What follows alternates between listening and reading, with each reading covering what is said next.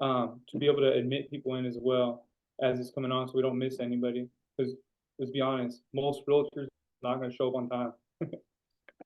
Right. We'll give See. a few more minutes. Yeah, and we'll start like right after, like on the dot or a few minutes afterwards. Okay. Man, I'm so excited. I'm looking You forward to all maybe you guys' want to log questions. on Market. yours so that way.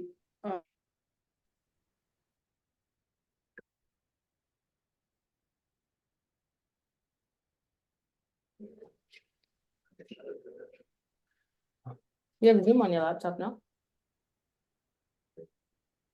But I have to click the link. Yeah.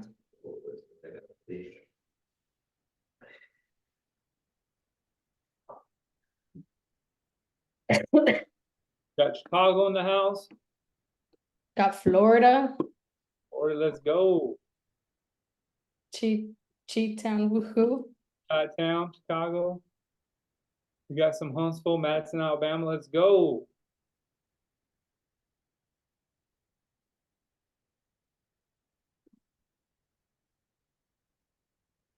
I'm gonna have Augustine, he's an agent in my office. I can make him host too, so then that way, if we're in the middle of it, he can just keep admitting people if they come in a little bit later.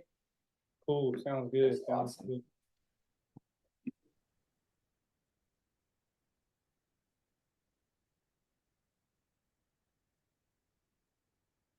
So if you guys are not following Angelica yet, you need to be following her on Instagram, TikTok, Facebook, anything social media. Make sure you guys are following her because she is literally killing it right now.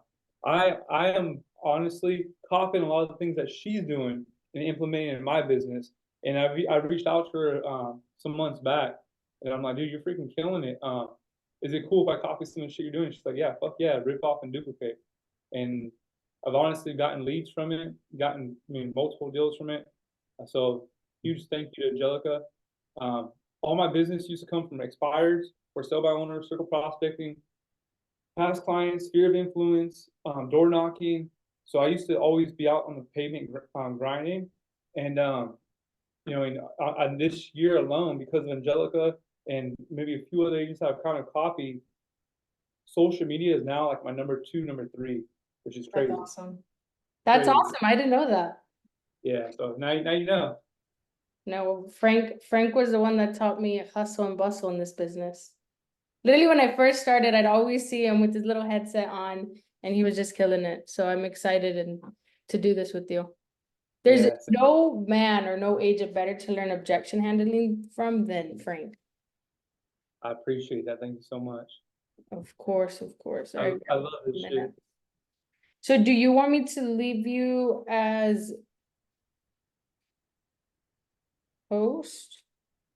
Seems like or I think we removed the waiting room. Okay, cool. We're at like 77. Let's go. So right at 1 o'clock, we can go over some things that we're gonna basically cover, and then of course cover some like ground rules for this. Just because we're all coming from different states, there's different rules and stuff. So we'll go over that as well, and of course make sure we're covering our ass so no one's gonna be getting in trouble from what we're going over. And excuse me if I do cuss a little bit, prior veteran and sailor, so it's a split. Hey, quick question. Are you guys gonna send out this PowerPoint to our emails or no? Yes, I'll send the recording once we're done. Everybody will get an email blast with the recording. You should have it by end of day today. Oh yeah. Awesome sauce. Thank you so much. Of course. All right, Frank, you want to get this thing started? Yeah, let's go, man. You want to go over a couple things and introduce yourself, and from there I'll go introduce myself, and then go into the kind of just some ground rules. Perfect, sounds good. So my name is Angelica Palacios. If you guys don't know me, I'm an agent out here in Southern California. I've been in the business for just under 3 years. And so I haven't seen probably what people have seen that have been in the business for 10 years, but I've been in very interesting markets, right? And through that, we've obviously learned how to set the stage, handle objections, talk to people, find the reasons and their motivations as to why they want to move forward. And so essentially on this call, we're not going to be going over like the real estate law or the contract logistics of anything, but more so how to present it to buyers. So one, we take the fear out of buyers, because what this whole lawsuit did is it brought a lot of confusion to sellers, to brokers, to buyers. So everybody's just a little bit confused. And all this really did was it just brought more transparency to the conversation, right? Commissions are a little bit more transparent. Buyers are now knowing how much we're making, and sellers now know the value in offering a buyer agent commission, right? They see it more as an incentive versus, okay, I have to pay them 2%. So this entire call is us more so focused on the buyer and how to get those broker buyer agreements signed. So back to kind of obviously the point of this call, it should be probably about an hour long. We're gonna be going over a few things, nothing of sort, because there's so many people in so many states.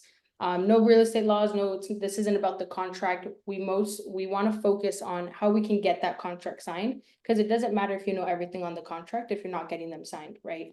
So what we'll do is we'll basically tackle from getting the lead to setting the appointment, getting them to that buyer discovery needs analysis, buyer consultation, and then setting the stage for that appointment, which on that appointment, you're essentially then going to do your presentation to get that broker buyer agreement signed. After that, we'll kind of go over some objections that some of you guys have been facing, and then we'll open it up for any questions at the end of it.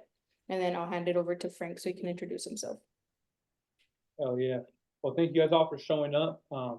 We're super excited to help you guys and mastermind at the end of it. And just like Angelica said, we're going to go over how to set up the appointment, how to present, and what that looks like, how to handle the objections when you get the objections.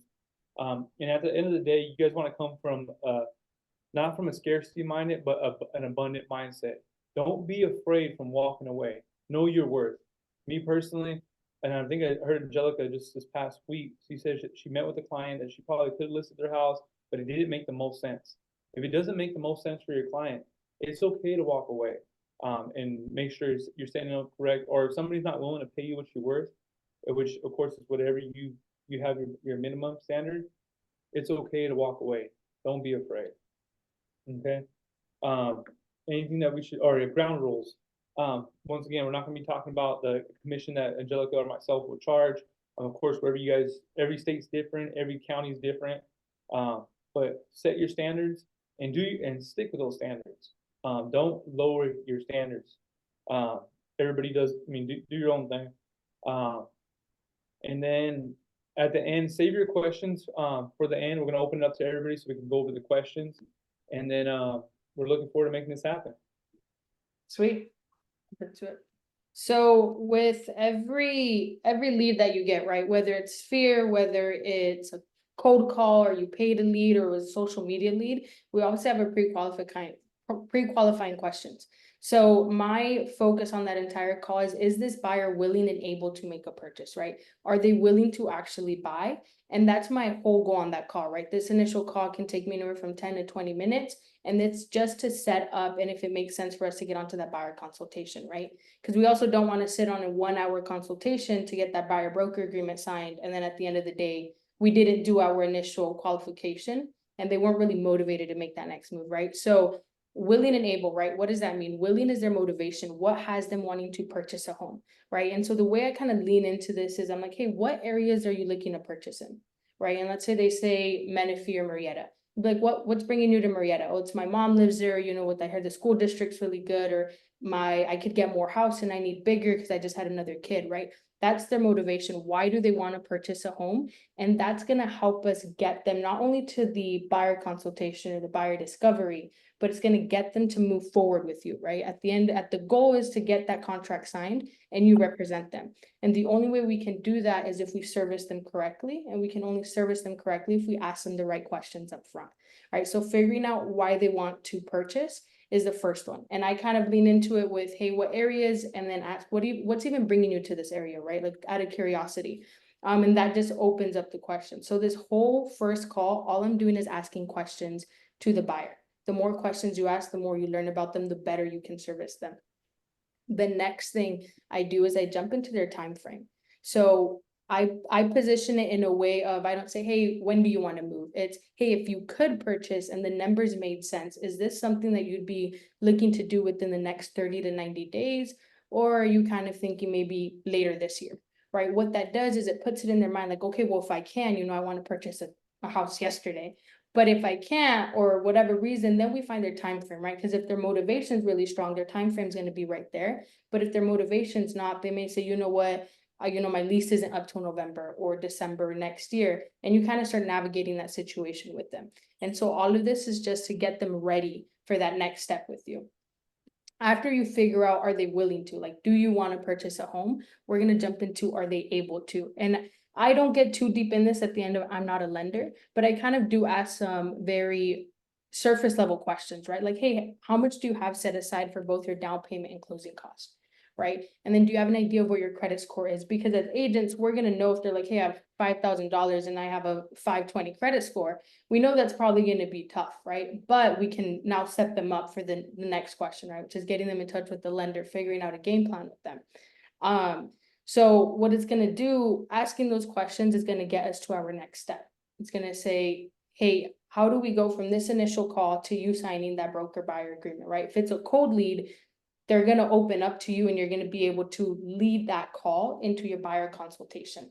So I always end my calls with, after I've asked all my pre-qualifying questions, from, hey, what has you wanting to buy a home? What's your time frame? What do you have? And we figured out our willing and able. It's, here's what I can do for you, right? I can set you up on a call with my lender. They'll be the ones that get into the nitty gritty of your finances, like your income, your credit score.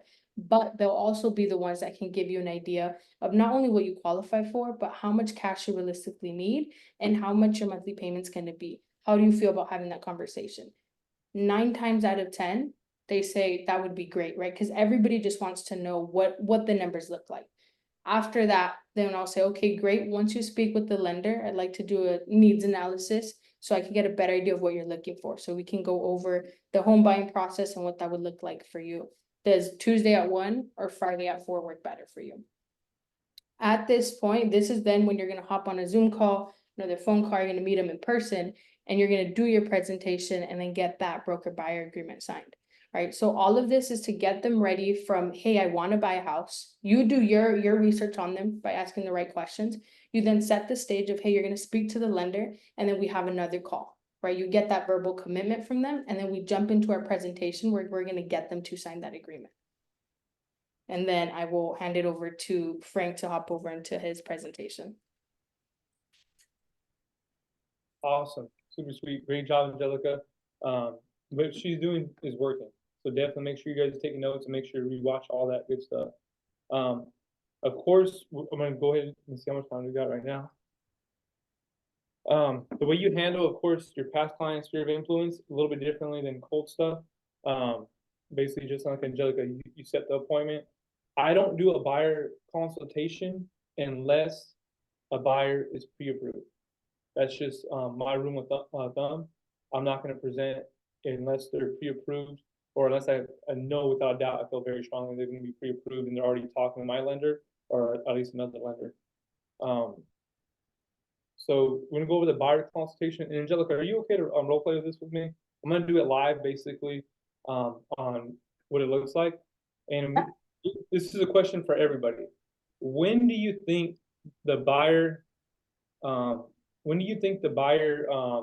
appointment starts? You guys go ahead and answer it. You can unmute yourself real quick. Just set a chance with the phone. First contact. From Yes. the first contact. You guys see this right here? Yes. Yeah, we can. So I go to the pre-qual very similar to Angelica. I set the expectations up front. I let them know, hey, we got our appointment next Monday at 5 p.m. I'm gonna send you over an email. It's gonna have a pre-listing. It's gonna have a pre-listing presentation. Make sure to review that. And number 2, I'm also gonna send you the contract. Once we interview and you want to work with me and I want to work with you, we'll go ahead and dive into that and get that signed. Okay. And then this is what this presentation looks like. It's from High Note. It's really simple. It's just, hello, Mr. and Mrs. Buyer. and it kind of talks about myself. We go into like meet myself, the wife. We cover 2 markets. We're in North Alabama and SoCal. It was a little bit about us, a little bit about our company, and then the buying process. So we kind of already know the stage before we even get together. After an offer is accepted, what they can expect once the offer is accepted, and then my website where they can go search for properties online. And of course, I want to send on my property or on my website versus Zillow, so you can track what they're doing. And even if you're a Zillow Premier partner, like myself, you can still track it, but then there's this opportunity. They might go meet with someone else or they reach out to another agent. So try to keep them on your website. I didn't put all the documents that I put in here typically, but I'll put the buyer broker agreement that I need to sign. Of course, my document is gonna be different from Alabama to California, but I make sure that they have it in there, and then I fill it out completely so they can review that and have that in place. So it's real simple. I'll bring my computer so I have it up while I'm presenting, and then I'm gonna actually dive into the actual presentation. I recommend that all you guys have a buyer broker presentation and study it and role play it. I personally, I'm gonna go over the Jeff Glover one. That's the one I use personally. It's very simple. I used to use the Mike Ferry one for years. It works really good. But I kind of just like this one just a little better. So find one that you like and use it and stick to it, okay? Are you ready to start role playing, Angelica? Let's do it. Angelica, thank you so much for meeting me at Starbucks. I'm really excited to help you get into your dream home. Now, did you have a chance to review the email that I sent you last night? I did briefly, but I didn't thoroughly go through it. Sweet. Pause. Now, the cool thing about High Note, guys, it tracks everything they're doing. Angelica actually looked at it earlier today. She was checking out the buyer process, and she actually looked at the contract as well. So I already know what she looked at, even if so it's good to know that before you show up to your appointment. And then if they're looking at like the estimated cost sheet, which I have in here typically, or estimated net sheet for California, I have that in there because they're wondering, okay, how much is this going to cost me? I already have it in there. So back to the role play. Before we start looking at homes, I need to know about your situation so I can best help you, okay? Now, how many bedrooms and how many bathrooms are you looking for your future home? At least 4-2. 4 or 2, okay. And as I'm doing this, I'm writing notes. Make sure you're writing notes while you're doing this. And how many square footage do you need for your family to feel comfortable in?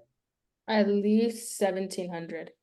About 7. Preferably 22, but I understand that sometimes we can't get everything we want. Definitely understand. So at least 1,700, preferably 2,200. And should I cap it at all, or would you like me not to cap that? And no cap, please. No cap, okay. So it sounds like, from what I'm hearing, it sounds like you're open to something a little bit bigger, correct? Yes. Awesome. Now, what if we found something 100 square feet less than 1,700, but it met all your other needs? Is that something that you'd be open to seeing? Yeah, I mean, we'd obviously have to see it, but I think, that could be doable. That could be doable. Okay, awesome. And the reason why I asked that, we're going to be setting up maximums and minimums for your home search. I would rather broaden your home search versus limit your home search. And let's just say you're driving by and you see a house in your neighborhood or the neighborhood you're looking at, and you're like, why the hell did Frankie not send me that property? So I'd rather be broader than more narrow, so we can make sure you find your dream home. Okay. Okay. Awesome.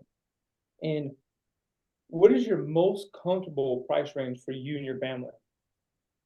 I'm thinking 580. About 580. Okay, awesome. Now, when we set up your parameters, should I set it up from 525 to about 600? I think 600 might be pushing it, but if the lender says we can do it, we'd be open to it. Okay, so about 600 would be pushing it. Now, I don't ever want to put you into a home where you're going to end up being home broke. I want to make sure you're comfortable with that payment, okay? But there are times where we're going to be able to negotiate a price down. And if I feel that very strongly that we can negotiate the price down, I will let you know. And I'll also let you know if we have competition on the other end, so we can make the best offer for you and your family, okay? Okay, I'm writing notes as I'm doing this. Of course, make sure you're writing notes. Make sure to smile. My personality type is a driver, so sometimes I don't smile as much as I should. And make sure you're nodding your head when you're trying to get the yeses, okay? So we're gonna be setting your search from 600 to about 525. And again, you said your bedrooms was 4 bedrooms, 2 baths? correct. Okay. Now, are you okay having one less bedroom if everything else made sense? I would ideally not want to, but three, I guess we could make that work too. Okay. Absolutely If you don't want to, you don't need to. Because there are some properties where they actually have it's a 3 bedroom, but sometimes they have an additional room, and sometimes you can convert that to an extra room. Does that Okay. make sense? Yeah, something like that would make sense. Awesome. So now I'm going to go over your timeline on what the timeline is typically taking to get a buyer today into a home. Are you ready? Yes. Okay. I'm going to pause right here just because it takes a little bit of time, but I'm going to go into a timeline on my average time that it typically takes a buyer to get into a home. Everybody's timeline is going to be different and everybody's market is going to be different. Okay. So it may take me 2 weeks in Huntsville, Alabama to get somebody in a home. It may take me a month to get somebody in Southern California. So it depends on the market. It depends on your client as well, because every journey is different. And at this point, when you're presenting, you should know if your client needs closing costs. You should know if they're approved FHA, VA, or conventional. So that's also going to play a factor on their timeline as well. So I'm going to go over a timeline from the beginning until get an offer accepted, and then what that's going to look like once they get an offer accepted. Typically, I say escrow can take about 40 days.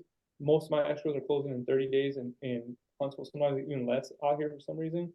In California, my stuff's getting pushed out more than it should. But Yeah. you guys should know your timeline. So I say approximately 40 days, and then the day that we hand you guys keys.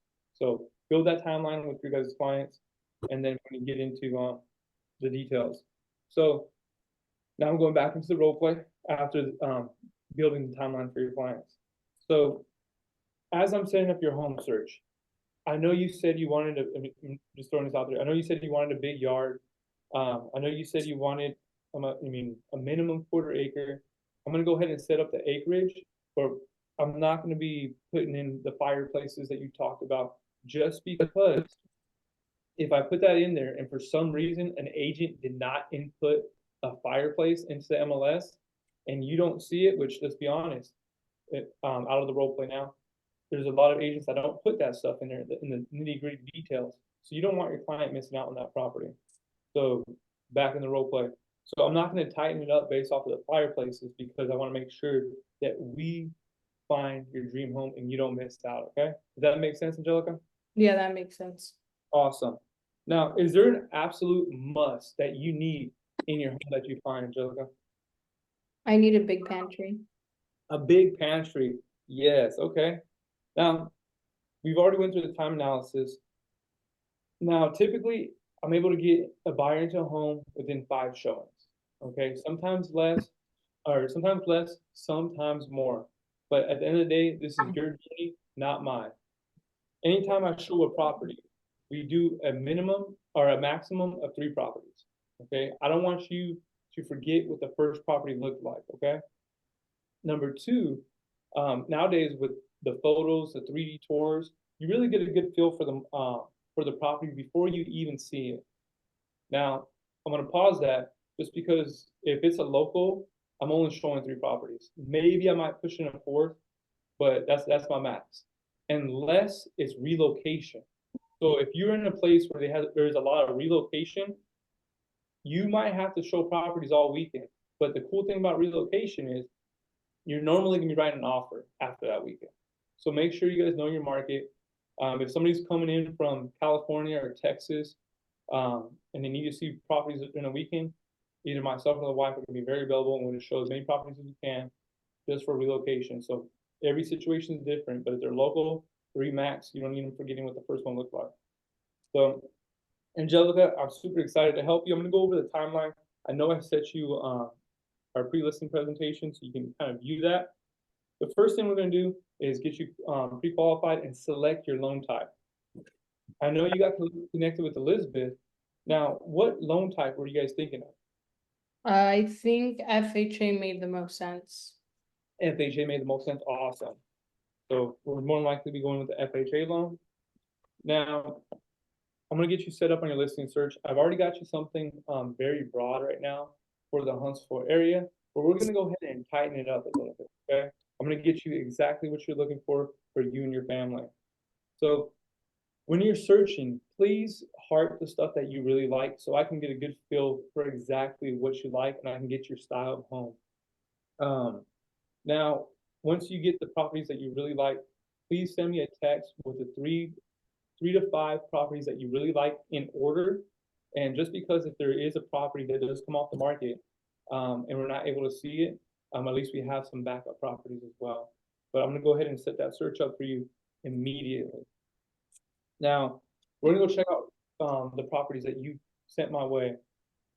I'm gonna ask you, which property did you like the most and which property would you like to put an offer on?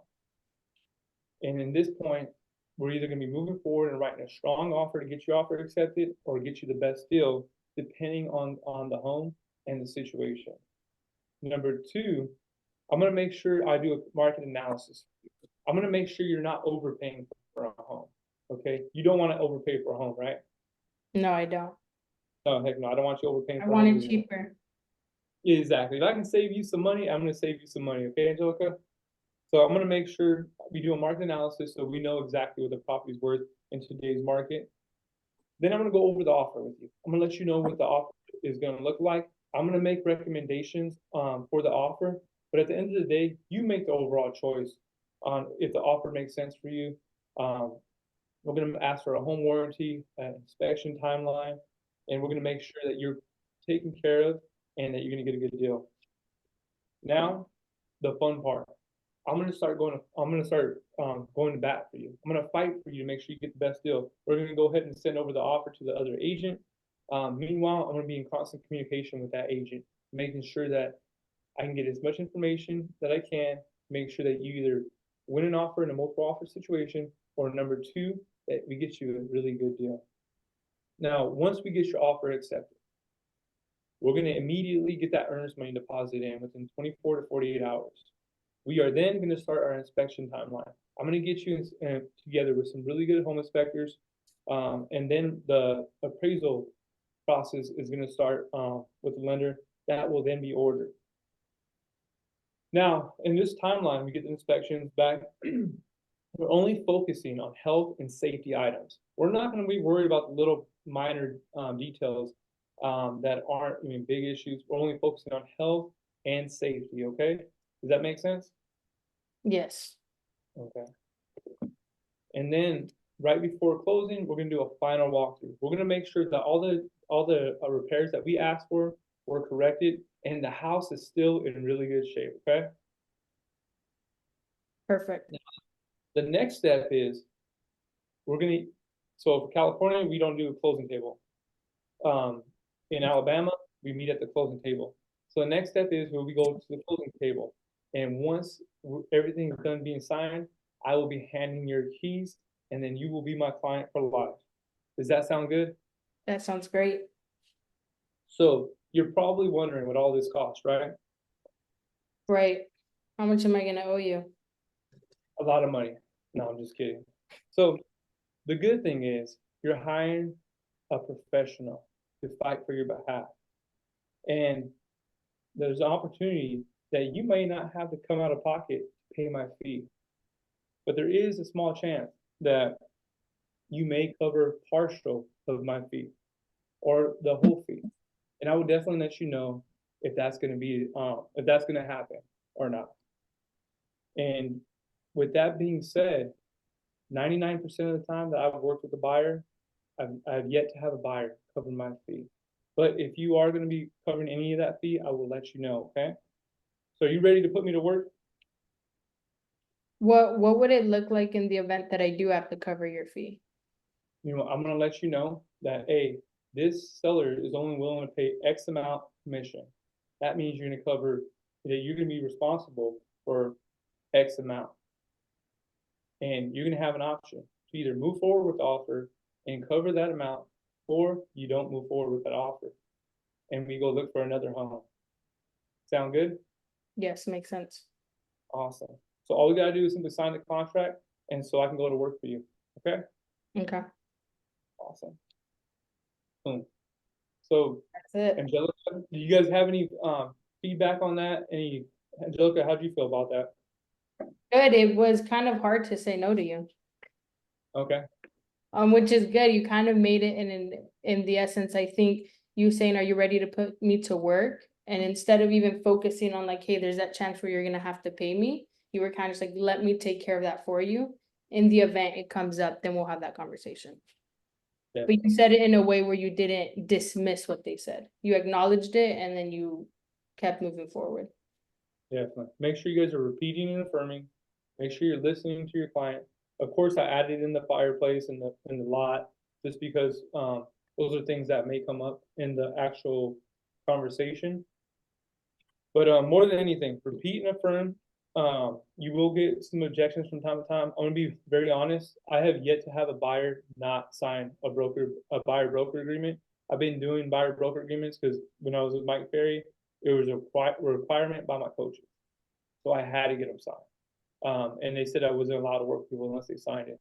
And the only people that never signed them were probably like really close family members and So- jumping back into the role play for a bit, in the event that I was like, well, Frank, I know you mentioned that if they're not covering my fee, I would be responsible for paying you some sort of fee. Wouldn't it just make more sense for me to just go to the listing agent if I really want that house instead of having to pay you?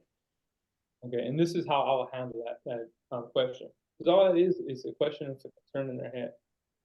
Angelica, I can definitely understand that concern. And there's a possibility you might save on the concession. Now, that listing agent did sign a fiduciary duty to best represent the seller. Now, my question is, who's going to be looking out for your best interest? You. And then they're going to respond, well, I don't know. Exactly. Let's go ahead and sign the contract so I can help you get what you want in the time that you want. Won't that be great? Yeah, sounds good. That's basically how I handle it. Now, everybody's different. When it comes to when it comes to buyers, I'll tell them, hey, you know what? The email is already in your inbox to review and sign. I got it right here. Do you have any questions on it? And then I go through it and I normally get it signed right there. And then if they're hesitant, I'll let them know, hey, you know what? I definitely understand your concern. You've seen one house with me. You've met me on Zillow, and it's totally fine. You don't want to marry me for moving forward on your home. And I understand that. Let's go ahead and do this. Let's go ahead and sign an agreement for 2 weeks. And after those 2 weeks, we can reassess. And there's a possibility I might be able to get you under contract in those 2 weeks. You can do something like that, or you can do a one-time showing agreement with those buyers. It's your business. Run it how you guys like it. But at the end of the day, I've never had an issue. But if you do have an issue just because the rapport is not there, you have options. Okay? You have options. Perfect, perfect. There's a few people that are talking about your high note. Do you mind kind of going over what you have in there? So you can maybe get an idea of what you're doing. They can maybe take some ideas from you. Yeah, definitely.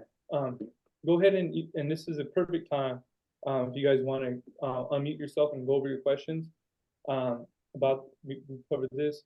I keep it simple. Super simple. I try to keep it very simple. I address the buyers, a Mr. and Mrs. If it's just a Mr., it's a Mr. A little bit about ourselves, a little bit about our company, the buying process and what that looks like.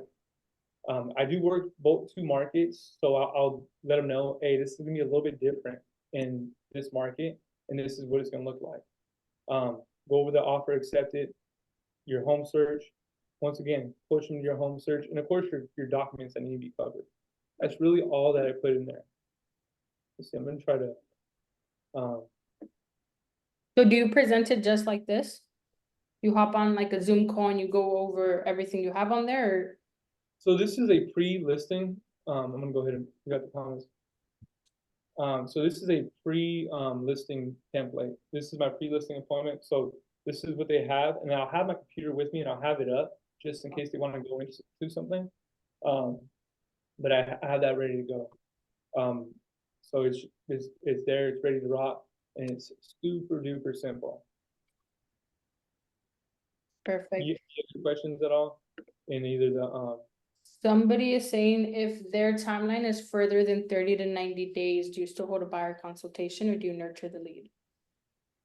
go ahead, when I answer that on your part, and I'll answer it how I would. Yeah, I would 30, if it's further, if it's like 6 months, I would figure out why they're trying to wait 6 months. If it's like a lease, then I would maybe go the route of like, hey, if I could get you out of your lease, is it something you'd be looking to do sooner?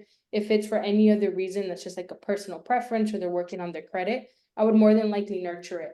But if there's a way that there's something holding them back and I can help resolve that, then I would go the route of still doing the buyer consultation. But if it was for a reason that it just, the times didn't align or they had to wait for a job transfer or whatnot, I would continue to nurture the lead personally. I'm not sure how Frank would go about that. Basically, if someone's, 6 months out, like, of course, ask questions, just like Angelica, that was spot on. That's what you should be doing. As a real estate agent, you want to ask good questions. Ask good questions, find out why. You're going to either have an objection or you're going to have a condition. An objection is something that's just throw smoke to get you off the phone, or to not sign the contract. A condition is there's a reason why. Hey, you know, my kids don't get out of school till this date. We can't move until my kids are out of school. Hey, I definitely understand. So meanwhile, let's go ahead and do this. Let's set your expectations. I'm gonna start sending you homes in that area so you can get a good feel for that the area that you're gonna be moving to. And then I'm gonna circle back in about 60 to 90 days before you're ready to make that move.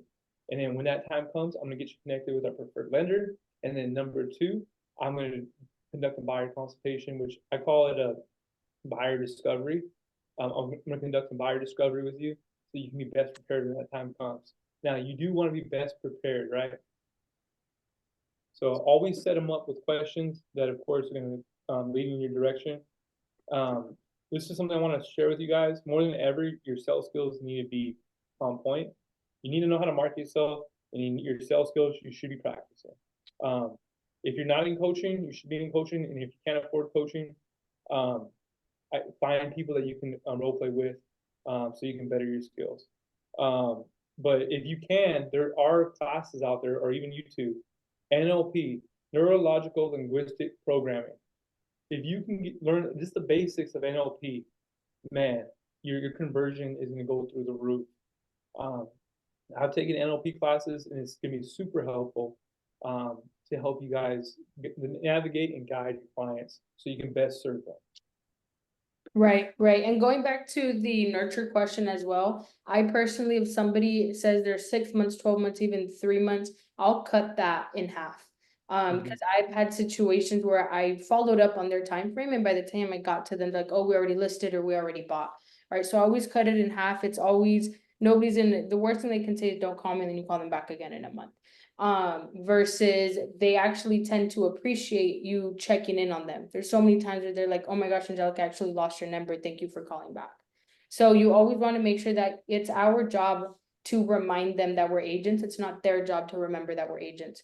So just if it's a nurture lead, don't think it's a waste of time, because it's not a matter of if, it's just a matter of when. So definitely make sure that your leads, you're following up with them appropriately. You have them on a follow-up schedule. And with between your follow-up and your sales skills, there's no way that you guys wouldn't get your broker buyer agreement signed. Somebody said, when discussing the contract to be signed, do you answer how much % the buyer would have to pay if the seller is not willing to, or do you divert the question? I would definitely give them the % amount. I would say on average, buyer agent commissions are still X to X %. In the event that the seller is only paying X amount, then you'd be responsible for this. And this is what that would look like. And the reason why I'm not saying actual percentages is because everybody's in different states. So that's how I would go about it. I wouldn't divert the question. I don't want to make it seem like I'm not answering their question. And I also want to be transparent with them, right? Like at the end of the day, they're trusting us.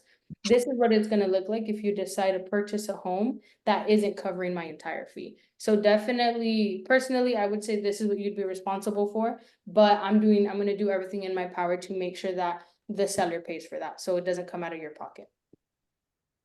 How would you go about that, Frank? So like, that's gonna be a business decision. I always get worth what always get my worth. I know what I'm worth. I know I'm gonna get my client the best deal. I know I'm gonna get them to the closing table. I know I'm gonna negotiate the best on their behalf. So I will get what I'm worth. Now, of course, there's a way that my client can't cover the cost, because there's gonna be situations where a client can't cover the cost. Right. I will eat I will eat that fee, and I'm totally fine with that. But if I know the client can cover it and they're in a place to do so, hey, I'm gonna get what I'm worth. But if there's, let's say, a first time home buyer and they're not able to cover that cost, hey, you know what? I'm gonna get them in that home, even if I'm walking away with, X amount of dollars. So it's a case by case scenario. And at the end of the day, we do such a good job for our clients. They're gonna send me referrals over the years. They're gonna remember that, you know what, hey, Frank got me this home. As long as you stay in touch with them and you stay top of mind. Right, right. Somebody's asking, how do you feel about charging a cancellation fee? Like if a buyer comes to you and says, hey, I no longer want to work with you. I think it would kind of depend, right? Like if they just say, I don't want to work with you, or hey, I just am not purchasing a home now. So me personally, I wouldn't charge cancellation fee. That's just me. It's your guys' business. You run it exactly how you like. But I wouldn't do it. And if someone's not happy, doesn't want to work with me, hey, dude, I definitely understand. I want to earn people's business, but I don't need people's business. And that's just my mindset. Like, I choose who I want to work with. If I don't like somebody, I'm not going to work with them. If someone's disrespectful, I'm not going to work with them. But of course, everybody's in different financial position. And if you're in a place where you're like, shoot, I got to get paid, you might take a little bit more. But it's a personal business decision. Right. Somebody's asking, what would you say if you're asked to lower your commission? No, any other questions? I'm just kidding. That was one of the That- was one of the That's first Big Fairy, no? yeah. So that was one of the first objection handlers that I earned, and this is how I'd answer it personally. I definitely understand you want to get the best deal at the end of the day, right? They're gonna say yes, and by hiring me to represent you, you're gonna get the best deal at the end of the day. Now, if I can't fight for my own pay, what makes you think that I'm gonna be able to fight for you getting the best deal on your home? Exactly. Let's go ahead and sign the contract and put me to work. I like that. So it's very similar to a listing commission objection. Now more than ever. So like I've never treated buyers like listings before, or actually I take that back a little bit, but I was kind of more like laid back because I was like, hey, you know what? If they want to work with me, hell yeah. But if they don't, I'm not gonna cry over it. But now I think you're now you have to have the skills to get what you're worth. Before you can just get a call, open a door, and you're more than likely to get some type of compensation. But now never, I wouldn't see this as a bad thing. I would see this as a great thing because the strong will survive and find a way. The people here on this call, you guys are trying to better yourselves. You're trying to learn. There's a lot of agents that aren't, unfortunately. And that's the difference between you guys and the other agents. Right, right. Is there anybody on here that's had any sort of objections or trouble getting their broker buyer agreement signed or any sort of pushback? So do you do your high note presentation with every buyer? Because there's been situations where it'll be like a last minute call and I don't have a time to do a full consultation and I'll kind of just present it verbally in similar essence but summarized, and I haven't had much pushback with that. Nice. I go the route of, hey, I legally cannot show you this house unless you sign this. Here's what this document states. It states that you allow me to represent you. It states that you agree to work with me exclusively. Should you want to work with an agent, then you have the right to cancel. And 3, it shows my compensation. On there, it's X amount. I'm going to do everything I can to negotiate that with the seller. I believe in my ability to represent you and negotiate on your behalf. I fully believe in my capability to go negotiate my commission. And I sometimes don't even go in the route of like, hey, you may have to pay this Mhm. when it's quick. I mean, would you still go into the essence of like, hey, there's a possibility you can? So if it's like, let's just say, if I do a buyer consultation, I always send that, or I should take that back. I always present no matter what, with the presentation, with the Glover U presentation now. There are times where I didn't have the presentation ready to go and didn't have an issue getting a contract signed. But in this, let's just say I get a Zillow lead. You gotta know, that you gotta treat it a little bit different. And I just tell them, I set the appointment first. Like I just had a Zillow lead, I set an appointment on for Friday. Set the appointment. Ask them why are they interested in this area, the location. So I already got the location. And then I asked, okay, so what's important about buying a home and what's your timeline? And then they're basically saying, I'm tired of renting, I'm throwing money away, I'm finally in a place financially where I can buy. I'm like, okay, so you're tired of throwing your money away. That's what it sounds like, right? And then from that point on, I told them, I'm gonna send you a contract. And then I asked, have you heard about the new NAR settlement? This person said, no, I haven't heard. I was like, okay, well, since August 17th, or since August 1st in Alabama, things are done a little bit differently. Now, some sellers are not going to be offering a compensation, or we cannot advertise it on the MLS. With that being said, before I can even open a door or show you a home, you will have to sign a contract with me or any other agent that we're to show you a home. So in order to see a home, you do have to sign a contract. Now, with that being said, I don't expect you to be in or go in business with me for a long contract. It's gonna be a one-time showing agreement. If you like me, this is what's gonna happen next. We're gonna put 30 minutes after the appointment for a buyer discovery so I can best serve you. And then from there, you can choose to hire me or not. I got the appointment. That lady signed the contract already, and I'll be meeting with her tomorrow morning. Super cool lady. And I had that situation happen a few weeks ago. Same thing. Got the appointment. I met with the people and I did a buyer discovery right after. Signed a buyer agency agreement. Signed it for 90 days. So get with them. Let them know that hey, you make sure when you say it, make sure that any agent is gonna have to do it. Because people will say that hey, I have to. Just say any agent that shows you a home has to get a buyer agency agreement signed. So make sure you use the right verbiage. Right, right. Eileen's asking, how do you ask the listing agent if they are offering buyer compensation? I simply just ask. I'll even sometimes when I'm scheduling the showing, I'll just say, hey, are you guys offering buyer compensation? Or if I'll give them a call. And so far, I haven't had any agents that give me a hard time for asking. So yeah, I pretty much ask every single one because I also want to make sure that if I'm showing a home to a client that's not offering buyer agent compensation, I let them know up front. Like, hey, they're not offering, this is what my fee is. Do you still want to go see it? If you like the house, you're going to be responsible for my fee, or we could skip this house. So I always ask, I think it's just an extra question. We just have to ask the listing agent. Even on my current listings, I have buyer's agents calling me and asking, and I say, yeah, we're offering, buyer agent compensation. I'm gonna be honest, I don't ask anymore. Honestly, I don't care because my mindset is I'm gonna go get the offer accepted. I'm gonna negotiate on my client's behalf, and I'm gonna get what I'm worth. But my wife, she's gonna ask. She's like I'm not gonna go show a property if we're not gonna get paid. So it's a business decision. But me personally, I'm gonna go in there.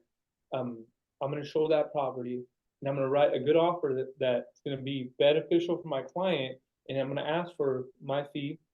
If they don't want to move forward or they counter us, they might counter my fee.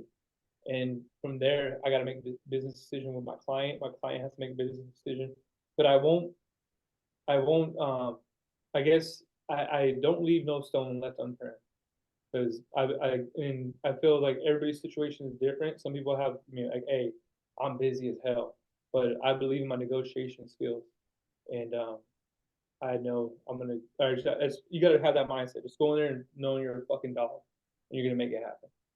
I like that. I like that. They're asking if you make your clients get pre-approved before you have them sign the buyer broker agreement. Ask that question again, sorry. Are you making your clients get pre-approved before you make them sign your broker buyer agreement?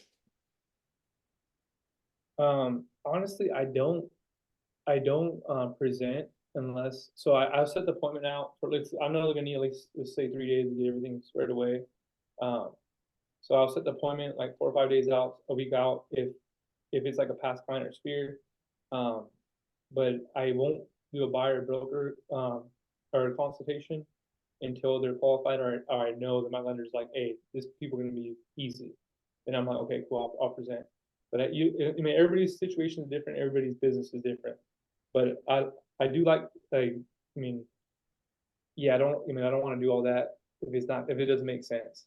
You know, if somebody has a 400 credit score, I'm not gonna present to them unless they're buying cash. So you gotta make sure you do your pre-qual, ask good questions, get them connected to your lender, and then go from there. How would you handle that, Angelica? I think. Yeah, I probably wouldn't make them sign if they weren't pre-approved. It would be different. I do a lot of new construction. So I will just do like a verbal consultation because I've done so many new construction. I can kind of gauge roughly what people qualify for, knowing, their income. So in those events, if I'm like, okay, you can sustain a new construction payment and it seems like you qualify, then I would present the agreement. But if it was somebody that was going resale, I would probably wait. Truth be told, I liked what Maisa Palacios, oh, we have the same last name. She said, I'm handling it just like any other concession my buyer may need. I kind of like the way she worded that, because it is true at the end of the day now, it is a concession. Yeah, I love that. I seen one question, I believe it was Jesse. Do you mention the NAR changes if they don't bring it up? You can choose not to, you can choose to bring it up. I personally don't want to be the agent that doesn't bring it up and they're like, oh, you never told me about this. So I personally want to address it. Like after I set that appointment, I didn't have to bring it up, but I didn't want to be that agent because she's probably still shopping, to be honest. But once she had the buyer consultation with me, she's not going to be shopping no more. She's going to see how professional I am, how I carry myself, and then people work with who they trust. And 99% of the time, they're going to trust me. Right. But I'm going to bring it up. Have you heard about the new NAR settlement? Or the new NAR settlement changes since August 17th? They're either gonna say yes or they're gonna say no. And then I kind of touch up on it and then let them know that I'm gonna represent them on their best interest and making sure they're taken care of. Right. Sorry, go ahead. Go ahead. I've actually been surprised at how many of my buyers or clients haven't heard of it. I think it's more so of my sellers that do know about it versus my buyers. And my buyers, I've been getting, in the beginning, I got a few questions. Some of them brought it up to me, but now they're just like, oh no, what is that? Or like, no, I haven't. And you explain it and they're kind of like, oh, okay. So I think it's more so just the media and how the news portrayed it that put a lot of fear in the buyers that do know about its mind. But the buyers that don't, I mean, I see they just are like, okay, yeah, that sounds fine. I'll sign. I love that. I love that. And Angelica brought something up. She said it's mostly the sellers that are bringing it up, and this is huge. I mean, I think I did this 1, 2, 3, 4. Just this past month since the change, we took 5 listings. And these 5 listings were, every one of them brought it up except for 1. 4 out of the 5 listings they brought it up, and I did not have an issue. I mean, going over that and letting them know to be prepared to cover a buyer's agent commission. And of course, how you guys handle it is totally different. Every market's different. Alabama's gonna be different than California. California's gonna be different than Alabama. Even from county to county, it's different. But make sure you guys prepare it to them. When I set out an estimated net sheet, I still have that cost in there, preparing them. Hey, this is more likely what you're gonna be netting. This is including the buyer's concessions to cover the buyer's agent fee. Now, you can choose not to offer that compensation or those concessions, but what is that going to do for you? Ask those questions. So whatever you do, present it and finish it with an open-ended question. And they're normally going to come to a self-realization that, hey, I need to be prepared to offer something. And you're gonna have those sellers that are gonna be, I mean, they're gonna be like, oh, I don't want to pay anything to a buyer's agent. Okay, that's fine. Now, I wouldn't say don't get the agreement signed, because there's gonna be another agent that will.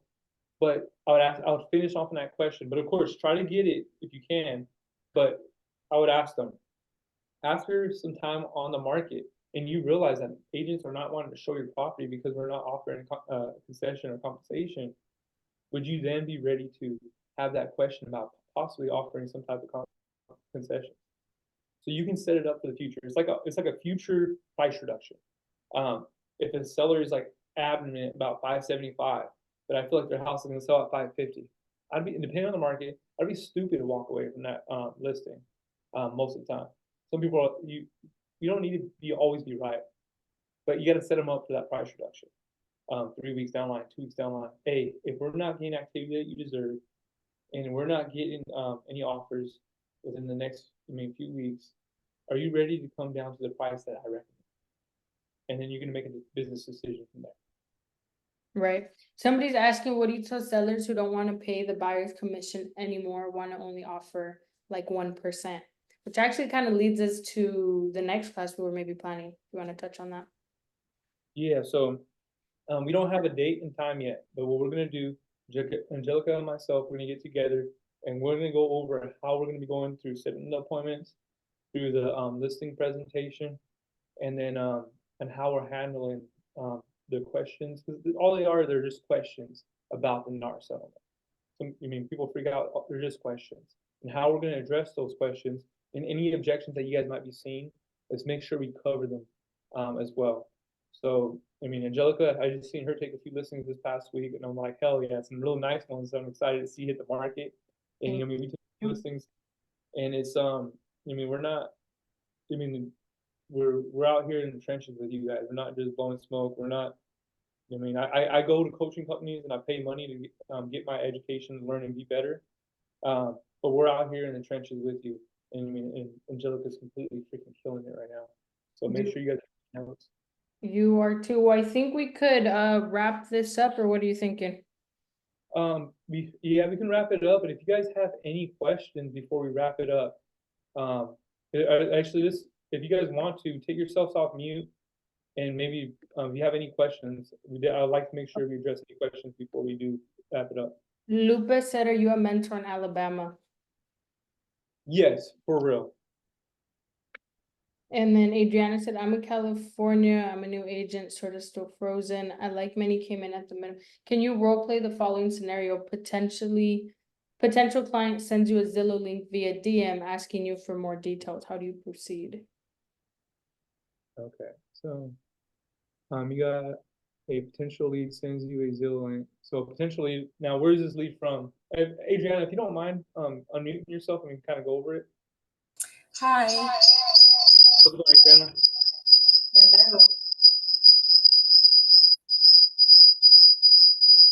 Hello. Echo. Sorry. That's Are you okay. good? Okay, so this is a lady I know from just mutual friends. So I've been, being intentional about posting. So she replied to one of my posts and said, hey, I saw that you were at this piece of land.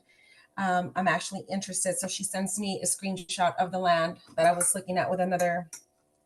Oh, actually, it was for me. I was looking at the land for myself. So she said, can you please give me more details?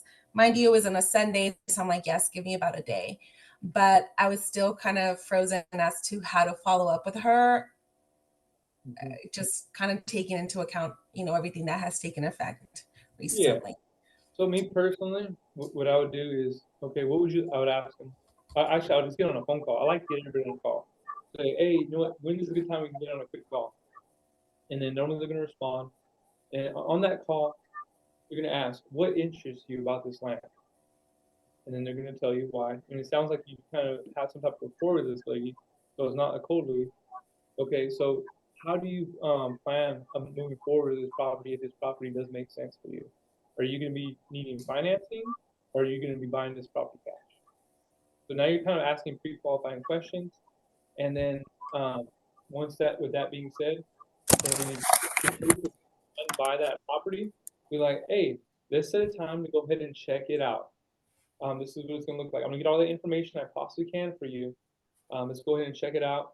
What day and time works best for you? So with this specific piece of land, when I went in, so again, I was looking at the land when I posted it for myself. It had been taken down, like the listing had been taken down. I did ask her, like, are you looking to buy land or a house? And that's how far we got. And then she said, let me tell my husband that the land has been taken off the market. So just if she does call back, I guess I'm having some trouble. How do I sit down at a table with her and present, this settlement and this whole deal Yeah. where, because I don't know, and maybe some other agents can relate. A small demographic of our Hispanic community, they're like on Univision and Telemundo, and they have a lot of fear, right? And so, yeah, just how do I approach that?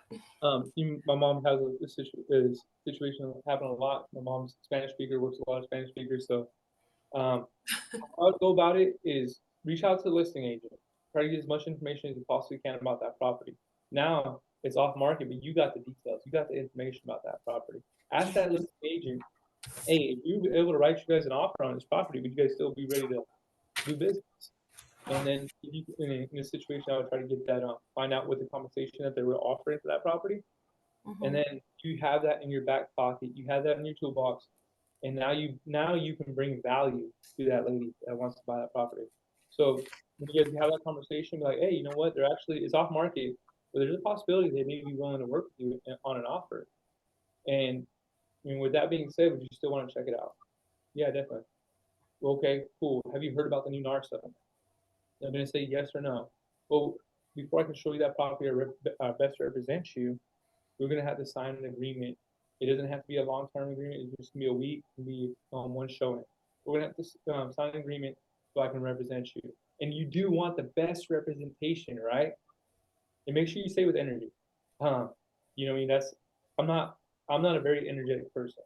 I like to lay back, I'm chill, but I got to put my game face on when it comes to closing and represent people, because no one wants to work with somebody that's not energetic.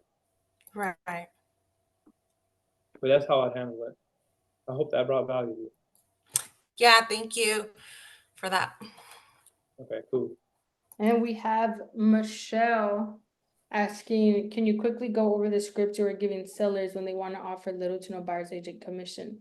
They're in no rush to sell because he's missed 2 mortgage payments. I go on this listing appointment tomorrow.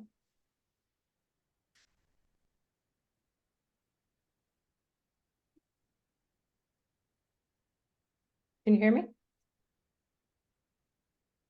Yes, sorry, I was frozen.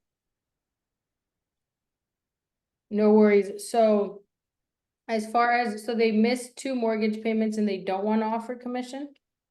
Or what is They've mentioned that they don't feel like they should offer commission because when they purchased the house during COVID, I guess they got them, like the buyers, he had to pay for most of the things, most of the title, overpaid for the house, and he just said he had to pay a lot as a buyer, so why should he compensate the buyer's agent as a seller?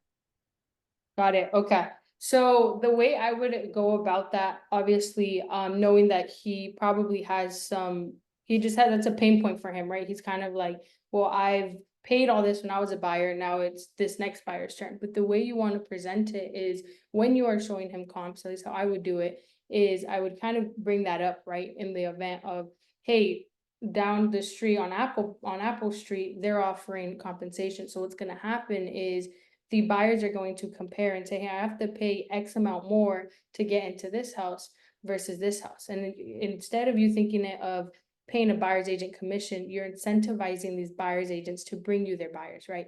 Wouldn't you, Mr. Seller, want to net the most amount of money possible, right? Yes. So wouldn't you want these buyer's agents to bring you their buyers?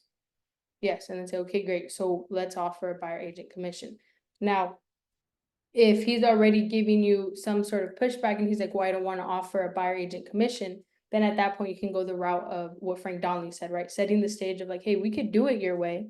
You can see how much, traction we get or we don't get by not offering buyer agent compensation. But if in 2 weeks you're not getting the amount of traffic or showings that you want or that you deserve, would you be open to compensating the buyer's agent at that point? How would you kind of maneuver that, Frank? You know, I would go now. That's a good thing because you already know that they don't want to cover that, and that's totally fine. So me personally, I'm gonna pre-qualify them. Once I get my pre-quals taken care of, I'm gonna present, and I'm gonna present like anybody else. And then once I finish my presentation, I'm gonna ask them to hire me for the job of selling their home and get that contract signed. And of course, in my net sheet, I'm still gonna have more than likely what they're gonna be paying if a buyer's agent were to ask for the concession. And I would ask them if I got that in there for you because 99% of the agents are going to be writing it in their offers. Now, if you were able to reach your goal and net the amount that you're looking to net with a buyer agency agreement, but you were not giving out buyer agency agreement and you didn't net your goal, which situation would make the most sense? You know what I mean? If they're reaching their goal and they're covering that, it makes more sense to go that route. But let's just say they're not offering it out and they end up not meeting that goal with looking at, then it's like, are you more worried about paying a buyer's agent, or are you more worried about netting the most money at the end of the day?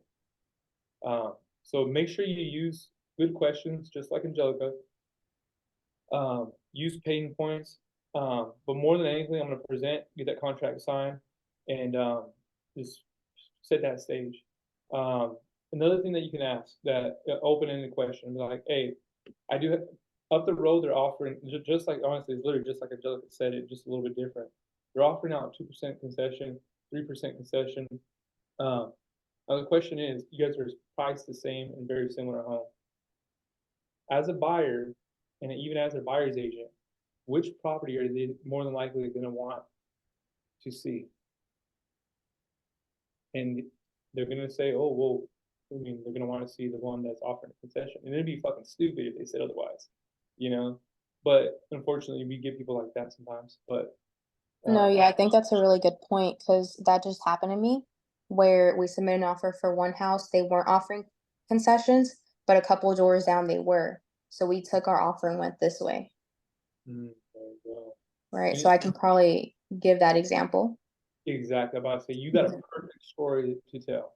Let them know that story and ask your client, hey, is it okay if I have the seller reach out just in case? So that they know they're not bullshitting them. Like, you know what? I have this client. This is their name. This is their number. They said it was okay for you to reach out, and this is their experience. Boom. And I feel like if you did something like that, they know you're not blowing smoke and you're keeping it real. Okay. Cool. Well, that helped a lot, guys. I took some notes, so I'm gonna apply this tomorrow. Good luck. Go get your listing, girl. Thank you. Perfect. Does anybody have any last question? Any other participant having trouble posting on SM, just like coming up with content, then getting the guts to post? Social media, I think it's more of the hardest part is posting, right? Everybody's uncomfortable. I'm like, I don't like my double chin, or I don't like my side profile, or whatever it is, right? But if you get over the fact of people aren't essentially going to look at how you look or how you present yourself, but what are you giving them? What's the value out of your video, right? They're not so much going to be like, oh, she hasn't gotten her eyebrows done in 2 weeks. They're looking, as long as you focus on the consumer first and you're giving them value, they're going to watch. So that's what I tell everybody that's a little bit scared about posting on social media. Frank mentioned it too. He kind of, he's been posting it. He's been getting traction. Majority of my business is social media. I'm a huge advocate for it, and you just got to go out there and do it. The easiest way, if you don't want to put your face out there quite yet, home tours. Home tours are a great way to just get traction and start having those conversations with buyers. So wanted to Frank started or had this great idea of starting this group Google Meet call, and I'll let Frank touch on it in a bit as well. You can kind of plug in. I don't know if you have set hours on it, Frank. Most of the time we're on there from about 0800 to 1200.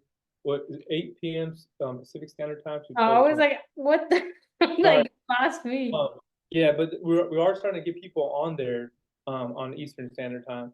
So that's the time that you're always going to find people on there Pacific Standard Time, but we are growing it, and we do have 2 people Eastern Standard Time that are hopping on now as well.